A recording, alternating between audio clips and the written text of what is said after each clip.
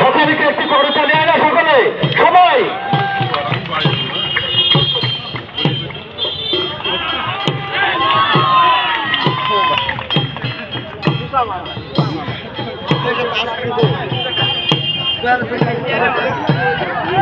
আপনারা ওই পাশে যান আন্টি, আপনারা ওই পাশে যান, ওই পাশে।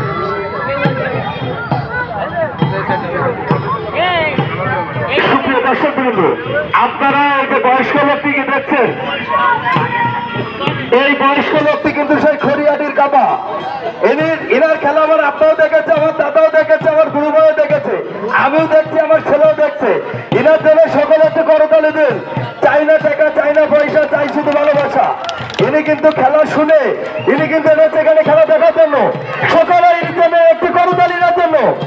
আমি মোটর সাইকেল এবং সাইকেল, আমি ইসলামঘাটি মহিলা দলের আহ্বায়ক হাফিজা বেগমকে আসন গ্রহণ করার জন্য বিনীত আহ্বান করছি। আমি অনুষ্ঠানের সুযোগের সভাপতি বাউকুলার কৃতি সন্তান ইঞ্জিনিয়ার শেখ আলাউর রহমানকে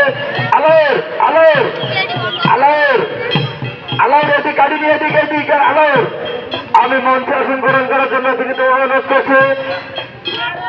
আমাদের স্বেচ্ছাসেবক দলের বিপ্লবী সিনিয়র যুগ্ম আহ্বায়ক আব্দুল জলিল বিশ্বাসকে আজকের অনুষ্ঠানের জন্য ধন্যবাদ জানাচ্ছি।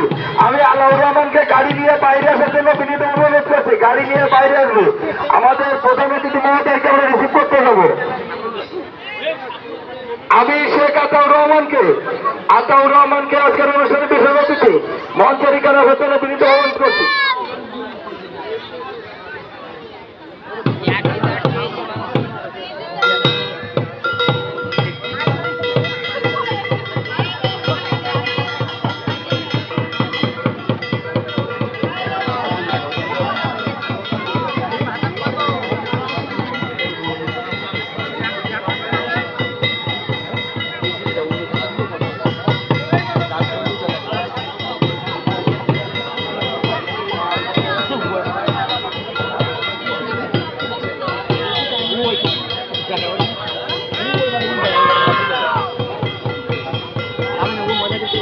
আমাদের এবারে প্রতিযোগী কিন্তু আপন দুই ভাই।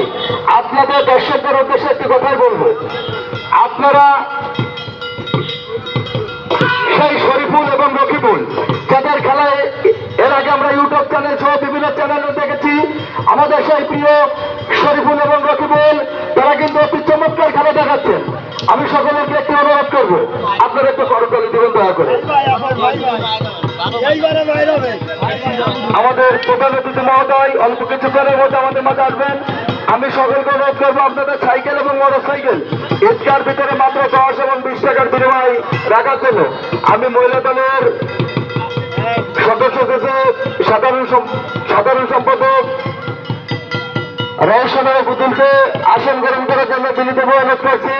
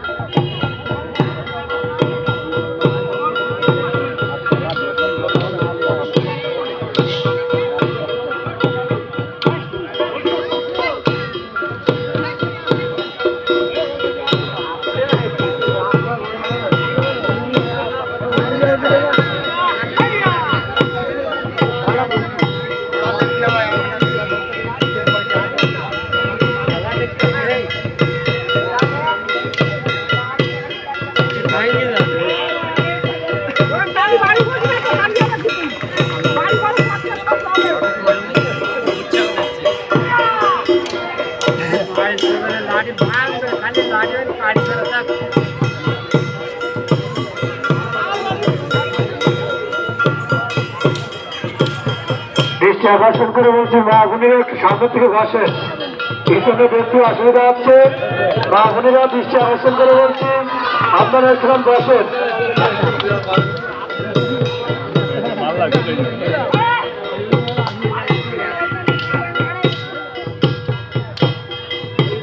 সকলে কি একটু করতালি হয় না?